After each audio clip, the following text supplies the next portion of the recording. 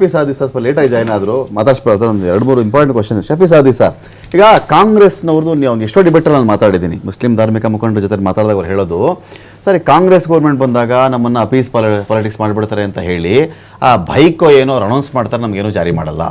BJP government ಮಾಡಿದ್ರೆ ಅಪ್ಪಿತಪ್ಪಿ ಓಲೈಕೆ ಮಾಡಿಬಿಟ್ರೆ ಅವ್ರಿಗೆಲ್ಲ ಮತಗಳು ಕಡಿಮೆ ಆಗ್ಬಿಡ್ತಾವೆ ಅಂತ ಹೇಳಿ ಆ ಕಡೆ ಬರಲ್ಲ. ಇದರ ಮಧ್ಯೇನು ಹಿಂದೊಬ್ಬರು ಇದೇ ವೇದಿಕೆಯಲ್ಲಿ ಒಬ್ಬರು ಮಾತಾಡಿದರು, ಕಾಂಗ್ರೆಸ್ಗೂ BJPಗೂ ನಮ್ಗೇನು ಸರ್ ವ್ಯತ್ಯಾಸ ಅಂತ ನಾನು ಕೇಳಿದಾಗ ಅವ್ರು ಹೇಳಿದರು, ನೋಡಿ ಸರ್ ಈ BJP ಅವ್ರು ಬಂದುಬಿಟ್ರೆ ಮುಸ್ಲಿಮರನ್ನು ಚೆನ್ನಾಗಿ ನಮಗೆ ಬಾರಿಸಿ ಬಿಸಿಲಿಗೆ ಹಾಕ್ಬಿಡ್ತಾರೆ, ಕಾಂಗ್ರೆಸ್ನವರು ನಮಗೆ ಬಾರಿಸ್ತಾರೆ, ಸ್ವಲ್ಪ ನೆರಳು ಮಲಗಿಸ್ತಾರೆ ನಮ್ಮನ್ನು ಅಂತ. ಇಷ್ಟೇ ವ್ಯತ್ಯಾಸ ನಮಗೆ, ನಮ್ಮ ಪರಿಸ್ಥಿತಿ ಹಿಂಗಿದೆ ಅಂತ ಅವರೊಬ್ಬರು ಮುಸ್ಲಿಂ ಮುಖಂಡರು ಹೇಳಿದ್ರು. ಇಬ್ರು ಇದು ಅದೇ ಬೀಳುತ್ತೆ, ಒಬ್ಬ ಬಿಸಿಲಿಗೆ ಹಾಕ್ತಾನೆ ನಮ್ಮನ್ನು, ಒಬ್ಬ ನೆರಳಿಗೆ ಹಾಕ್ತಾನೆ. ಬಿಸಿಲಿಗಿಂತ ನೆರಳ ಮೇಲು ಅಂತ ಆ ಮನುಷ್ಯ ಹೇಳಿದ್ದು ನನಗೆ. ಇದೇ ರತನ್ ಒಂದು ನಿಮಿಷ. ಈ ವಿಚಾರದಲ್ಲಿ ಈಗ ಇವರು ನಿಮಗೆ ಗುತ್ತಿಗೆದಾರರ ವಿಚಾರದ 4%, ವಸತಿ ವಿಚಾರದಲ್ಲಿ 10ರಿಂದ 15% ಜಾಸ್ತಿ ಮಾಡಿದ್ದಾರೆ. ಹೇಗೆ ಸರ್ ಇದು? ಸಬ್ಕಾ ಸಾಥ್ ಸಬ್ಕಾ ವಿಕಾಸ್ ಅಂತ ಸ್ನೇಹಿತರು ಹೇಳ್ತಾ ಇದ್ದಾರೆ. ಆ ರೀತಿಯಲ್ಲಿ ಪ್ರಾಕ್ಟಿಕಲ್ ಆಗಿದ್ರೆ ಏನೂ ತೊಂದರೆ ಆಗ್ತಾ ಇಲ್ಲ. ಈಗ ಸರ್ಕಾರ ಏನೋ ಒಂದು 10% 15%ಗೆ ಜಾಸ್ತಿ ಮಾಡಿದೆ ಅಂತ ಇದು ಪ್ರಧಾನಮಂತ್ರಿಗಳೇ ಹೇಳಿದ್ದಾರೆ. ಏನು ಕೇಂದ್ರ ಇಲ್ಲಿ ನೋಡಿ, ಕೇಂದ್ರ ವಸತಿ ಯೋಜನೆಯಲ್ಲಿ ಅಲ್ಪಸಂಖ್ಯಾತರ ಸಮುದಾಯದವರಿಗೆ ನಿಗದಿಪಡಿಸಿರುವ 15% ಅಂದ್ರೆ ಕೇಂದ್ರ ಇದರಲ್ಲಿ ಆಲ್ರೆಡಿ ನಿಗದಿಪಡಿಸಿದೆ. ಅದನ್ನೇ ನೀವು ರಾಜ್ಯ ಸರ್ಕಾರ ಕ್ರಮ ಕೈಗೊಳ್ಳಬೇಕು ಅಂತ 2019ರಲ್ಲಿ ಪ್ರಧಾನಮಂತ್ರಿಗಳೇ ಹೇಳಿದ್ದಾರೆ. ಆದ್ರೂ ಇವತ್ತು ಮಾಡಿರುವಂತ ಇದು ನಾನು ಸಂಪೂರ್ಣವಾಗಿ ನಮ್ಮ ಡಿಪಾರ್ಟ್ಮೆಂಟ್ ಒಂದಿಗೆ ಮಾತಾಡಿದೆ. ಎಲ್ಲಿ ರಮಾಕಾಂತ್, ಈಗ ನೋಡಿ ಉದಾಹರಣೆಗೆ ಮಂಗಳೂರಲ್ಲಿ ಗ್ರಾಮೀಣ ಪ್ರದೇಶದಲ್ಲಿ ಇಲ್ಲ, ಮುಸಲ್ಮಾನರಿಲ್ಲ, ಎಲ್ಲ ಮಂಗಳೂರು ಕಡೆಯಲ್ಲೆಲ್ಲ ಸ್ವಲ್ಪ ಗ್ರಾಮೀಣ ಪ್ರದೇಶದಲ್ಲಿ ಇದ್ದಾರೆ. ಬ್ಯಾಂಗ್ಳೂರಲ್ಲಿ ನೀವು ನೋಡಿ, ಆನೇಕಲ್ ತಾಲೂಕು ನೋಡಿ, ನೆಲಮಂಗಲ ಮುಸಲ್ಮಾನರು ಕಡಿಮೆ. ಅದೇ ರೀತಿಯಲ್ಲಿ ನೀವು ಶಿವಾಜಿನಗರ ಇದು ನಮ್ಮ ನಗರ ಪ್ರದೇಶದಲ್ಲಿ ಮುಸಲ್ಮಾನರು ಜಾಸ್ತಿ ಇದ್ದಾರೆ. ಇವತ್ತು ಮಾಡಿರೋ 15% ಬೇರೆ ಜಾತಿಯವರಿಂದ ತೆಕೊಂಡು ಮುಸಲ್ಮಾನರಿಗೆ ಕೊಟ್ಟಿಲ್ಲ, ಅಲ್ಲ ಮುಸಲ್ಮಾನರಲ್ಲೇ ಇರುವಂತ 10% ಇದೆ, ಎಲ್ಲಿ ಯೂಸ್ ಆಗ್ತಾ ಇಲ್ಲ ಅದನ್ನು ತೆಗೆದು 15% ಎಲ್ಲಿ ಯೂಸ್ ಆಗ್ಬೇಕು ಅಲ್ಲಿ ಕೊಟ್ಟಿದ್ದಾರೆ. ಅದಕ್ಕೇನ್ ಬೇಕಾಗಿತ್ತು, ನಗರ ಪ್ರದೇಶದಲ್ಲಿ ಜಾಸ್ತಿ ಮಾಡ್ಬೇಕು, 10% ಜಾಸ್ತಿ, ಅದಕ್ಕಾಗಿ 15% ಅಂತ ಮಾಡಿದ್ದಾರೆ. ನೀವು ಇದನ್ನು ವಿಶ್ಲೇಷಣೆ ಮಾಡುವುದಾದ್ರೆ, ಅಂಕಿಅಂಶಗಳ ಮೂಲಕ ನೋಡುವುದಾದ್ರೆ 10% ಸಿಗ್ತಾ ಇರೋದು. ಮುಸಲ್ಮಾನರ 10% ಅಲ್ಲೇ 15% ಮಾಡಿರೋದು. ಅಂದ್ರೆ ಇಲ್ಲಿ ಗ್ರಾಮೀಣ ಪ್ರದೇಶಗಳಲ್ಲಿ ಮುಸಲ್ಮಾನರು ಏನು ಅದು ತಗೋತಾ ಇಲ್ಲ, ಅದನ್ನು ಇಲ್ಲಿ ನಗರ ಪ್ರದೇಶದಲ್ಲಿ ಮಾಡಿದ್ದಾರೆ ಅಷ್ಟೇ. ಅದರೊಟ್ಟಿಗೆ ನಾನು ತಗೋತಾ ಇಲ್ಲ ಅಂದ್ರೆ ಯಾಕೆ ತಗೋತಾ ಇಲ್ಲ ಅವರು? ಇಲ್ಲ, ಮುಸಲ್ಮಾನರಲ್ಲಿ ಇಲ್ಲ, ಜನಸಂಖ್ಯೆ ಕಮ್ಮಿ ಇದೆ. ಆದ್ರೆ ಇಲ್ಲಿ ಜನಸಂಖ್ಯೆ ಜಾಸ್ತಿ ಇದೆ. ಇಲ್ಲಿ ಜನಸಂಖ್ಯೆ ಜಾಸ್ತಿ ಇದ್ರು 10%. ಇಲ್ಲಿ ಗೊತ್ತಾ ಪ್ರಶ್ನೆ ಇರೋದು, ಈಗ ಏನೇ ಒಂದು ಮೀಸಲಾತಿ ಕೊಟ್ಟರು ಕೂಡ ಸ್ಟ್ಯಾಟಿಸ್ಟಿಕ್ಸ್ ನಿಮ್ಮನ್ನು ಎಲ್ಲಿ ಸಪೋರ್ಟ್ ಮಾಡ್ತಾ ಇದೆ? ಒಂದೊಂದು ಸ್ಟಡಿ ಆಗ್ಬೇಕು ಸರ್. ಈಗ ಮುಸ್ಲಿಂ ಸಮುದಾಯದವರು ಸರ್ವೆ ಮಾಡಿಲ್ಲ, ಕ್ಯಾಬಿನೆಟ್ 4 ಜನ ಕೊಟ್ಬಿಟ್ಟು ಮಂತ್ರಿಗಳು ಡಿಸೈಡ್ ಮಾಡಿ ಕೊಟ್ಬಿಟ್ವಿ ಅಂದ್ರೆ ಅದು ಹೇಗೆ ಹೌ ಅಂತ? ಅಲ್ಲಲ್ಲ, ಇದು ಸರ್ವೆ ಮಾಡ್ಬೇಕಂತ ಅಗತ್ಯನೂ ಇಲ್ಲ ರಮಾಕಾಂತ್. ಯಾಕಂದ್ರೆ ಕೇಂದ್ರ ಸರ್ಕಾರ ಆದೇಶ ನೀಡಿದೆ, ಅದನ್ನ ಪಾಲನೆ ಮಾಡ್ತಾ ಹೇಳ್ತಾರೆ ಸಬ್ಕಾ ಸಾಥ್ ಸಬ್ಕಾ ವಿಕಾಸ್ ಅಂತ ಹೇಳಿದ್ರೆ. ಮುಸಲ್ಮಾನರನ್ನು ತಕೊಳ್ಳಿ ನೀವು, ಯಾಕೆ ನೀವೇ ಹೇಳಿದಂಗೆ ಮಂಗಳೂರು ಇಷ್ಟು ದೊಡ್ಡ ಗಲಭೆ ಆಯ್ತು, ಇಡೀ ಉಲ್ಮಾಗಲು ಎಲ್ಲರೂ ಸೇರಿ ಇದನ್ನೇ ಹೇಳಿದ್ರು. ನೀವು ಹೇಳಿದಂತ ಅದೇ ಅದೇ ಡೈಲಾಗು.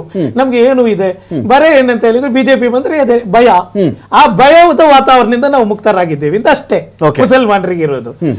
ಇವರು ಮಾಡ್ತಾ ಇದ್ರು ಮತ್ತು ಭಯಪಡಿಸ್ತಾ ಇದ್ದಾರೆ. ಇಲ್ಲಿ ನೋಡಿ, ನಿನ್ನೆ ನಾನು ಎಲ್ಲ BJP ನಾಯಕರ ಇದು ನೋಡಿ ಸ್ಟೇಟ್ಮೆಂಟ್ ನೋಡಿದೆ. ಹೇಳುವಾಗ ಏನು ಗೊತ್ತಾ, 15% ಯಾರದ್ದೋ ತಕೊಂಡು ನಮ್ಗೆ ಕೊಟ್ಟಂಗೆ ಒಂದು, ಎರಡನೇದು ನಾಳೆನೇ 15% ನಮ್ಗೆ ಸಿಕ್ಕಿಬಿಡತ್ತೆ ಅಂತ ಹೇಳಿ 4% ನಮ್ಮ ಮೀಸಲಾತಿ ಇದೆ ರಮಾಕಾಂತ್. ಇದರಲ್ಲಿ ನಮ್ಮ ಸರ್ಕಾರಿ ಉದ್ಯೋಗದಲ್ಲಿ ಮತ್ತು ಶಿಕ್ಷಣ ರಂಗದಲ್ಲಿ ಅದನ್ನೇ ಸಿಗ್ತಾ ಇಲ್ಲ ನಮ್ಗೆ. 2.5% ನಮ್ಮ ಅಂಕಿ ಅಂಶ ನಾವು ಇದು ಮಾಡಿದೀವಿ, ಸರ್ವೆ ಮಾಡಿದೀವಿ. 2.5% ಮಾತ್ರ ಮುಸಲ್ಮಾನರಿಗೆ ಸಿಗ್ತಾ ಇರೋದು. ನೀವು ಇಡೀ ಕರ್ನಾಟಕದ ಸರ್ಕಾರಿ ಇಲಾಖೆಯಲ್ಲಿ ಮುಸಲ್ಮಾನರು ಅಂತ ಮಾಡಿರಲ್ಲ, ಅಲ್ಪಸಂಖ್ಯಾತರು. ಅದೇ ನಾನು ಹೇಳ್ತಾ ಇರೋದು, ಇಲ್ಲೂ ಇಲ್ಲ, ಇಲ್ಲೂ ಇಲ್ಲ, ಇಲ್ಲೂ ಸಿಖ್ರು ಬರ್ತಾರೆ. ಏನ್ ತಿಳ್ಕೊಂಡಿದ್ದಾರೆ ಅಲ್ಪಸಂಖ್ಯಾತರು ಅಂತ ಹೇಳಿದ್ರೆ ಮುಸಲ್ಮಾನರು ಮಾತ್ರ ಅಂತ ತಿಳ್ಕೊಂಡಿದ್ದಾರೆ. ಮೆಜಾರಿಟಿ ಹೌದು, ಯಾಕೆಂದ್ರೆ ರವೀಂದ್ರ ಸಾಚಾರ್ ರಿಪೋರ್ಟ್ ಏನಿದೆ, ಸಾಚಾರ್ ವರದಿ, ಅದನ್ನು ಕೋಟ್ ಮಾಡಿದ್ದಾರೆ. ನರೇಂದ್ರ ಮೋದಿ ಅವರು ಪ್ರಧಾನಮಂತ್ರಿ ಆದಂತಹ 2019ರಲ್ಲಿ ಕೋಟ್ ಮಾಡಿದ್ದಾರೆ. ಮುಸಲ್ಮಾನರು ತುಂಬಾ ಹಿಂದುಳಿದಿದ್ದಾರೆ, ವಸತಿ ರಹಿತರಾಗಿದ್ದಾರೆ. ಒಂದು ಚಿಕ್ಕ ನಿಮ್ಗೆ ಅಂಕಿಅಂಶ ಕೊಡ್ತೀನಿ ನೋಡಿ ರಮಾಕಾಂತ್, ಕರ್ನಾಟಕದ್ದು ನಮ್ಮ ರೂರಲ್ ಅಲ್ಲಿ SC ST ಎಲ್ಲ ಇದೆ. ನಾನು ಜಾಸ್ತಿ ಟೈಮ್ ತಗೋತಾ ಇಲ್ಲ. ನಮ್ಮ ಮೈನಾರಿಟಿ 1,51,052 ಹೌಸ್ಲೆಸ್ ಇದ್ದಾರೆ, ಮನೆ ಏನು ಸೂರ್ ರೈತರಿದ್ದಾರೆ. 79,707 ಸೈಟ್ಲೆಸ್ ಇದ್ದಾರೆ, ಅವರಿಗೆ ಈ ಸೈಟೇ ಇಲ್ಲ ಮುಸಲ್ಮಾನರಿಗೆ. ಟೋಟಲ್ 2,30,750 ಮಂದಿ ಗ್ರಾಮೀಣ ಪ್ರದೇಶದಲ್ಲಿದ್ದಾರೆ. ನಮ್ಮ ನಗರ ಅರ್ಬನ್ ಅಲ್ಲಿ 6,56,45 ಮಂದಿ. ಅದೇ ರೀತಿ 3,39,510. ಯಾವ ವರದಿ ಇದು? ನಮ್ಮ ಕರ್ನಾಟಕದ್ದು ಅಂಕಿಅಂಶ, ಅಧಿಕೃತವಾದಂತಹ ಅಂಕಿಅಂಶ. ಇದರಲ್ಲಿ ಟೋಟಲ್ 4,05,151 ನಗರ ಪ್ರದೇಶದಲ್ಲಿರುವಂತಹ ಮುಸಲ್ಮಾನರಿಗೆ ಮನೆನೇ ಇಲ್ಲ, ಅಲ್ಪಸಂಖ್ಯಾತರಿಗೆ. ಈಗ ನೀವು 15% ಅಲ್ಲ, ನೀವು 30% ಮಾಡಿದ್ರು ಇದನ್ನು ನಿಮಗೆ ಇದು ಮಾಡೋಕ್ ಆಗಲ್ಲ.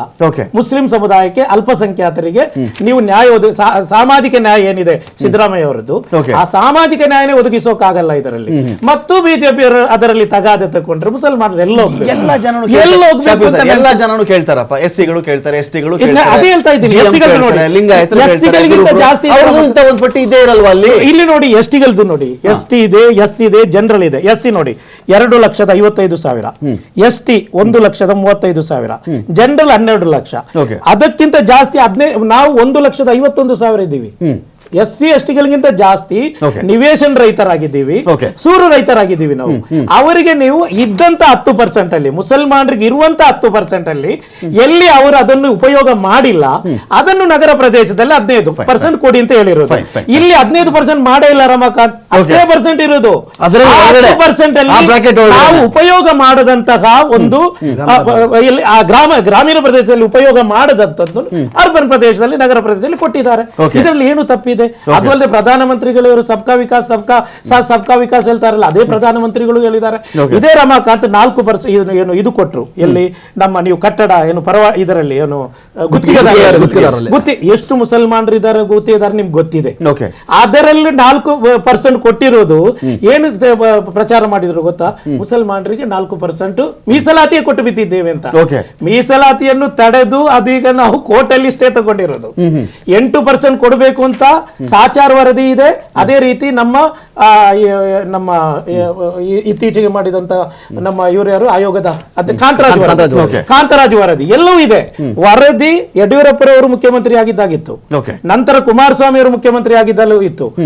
ಇದು ಈಗ ಸಿದ್ದರಾಮಯ್ಯ ಅವರು 2013ರಲ್ಲಿ ಮಾಡಿದ ನಂತರ ಮೊನ್ನೆ ನಾವು ಲಾಸ್ಟ್ ಸಿದ್ದರಾಮಯ್ಯ ಬಂದ ನಂತರ ನಾವು ಹೇಳಿದ್ದೇವೆ, ದಯವಿಟ್ಟು ಇದನ್ನು ವರದಿಯನ್ನು ಅದನ್ನು ಅನುಷ್ಠಾನಗೊಳಿಸೋಕೆ ಬಿಡಲ್ಲ, ಜಾತಿ ಜನಗಣತಿಯೂ ಬಿಡಲ್ಲ.